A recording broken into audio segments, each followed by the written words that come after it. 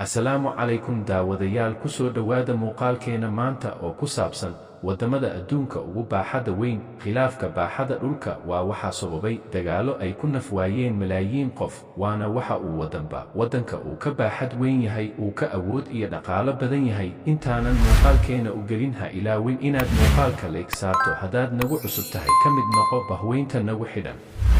Waddanka adduunka ugu dhulka weyn amase ugu baaxadda weyni waa waddanka Ruushka, isaga oo baaxadda dhulkiisa lagu qiyaaso 18 milyan oo kiiloomitir oo isku weeran ah. Waddanka labaad ee adduunka ugu baaxadda weyn waa waddanka Kanada, isaga oo baaxadda dhulkiisa lagu qiyaaso 9 milyan iyo 900 oo kiiloomitir oo isku weeran ah. Waddanka saddexaad ee adduunka ugu baaxadda weyni waa waddanka China, isaga oo baaxadda dhulkiisa lagu qiyaaso 9 milyan iyo 640 kun oo kiiloomitir oo isku weeran ah. Waddanka afraad ee adduunka ugu baaxadda weyni waa waddanka Maraykanka, isaga oo baaxadda dhulkiisa lagu qiyaaso 9 milyan iyo 629 kun oo kiiloomitir oo isku weeran ah.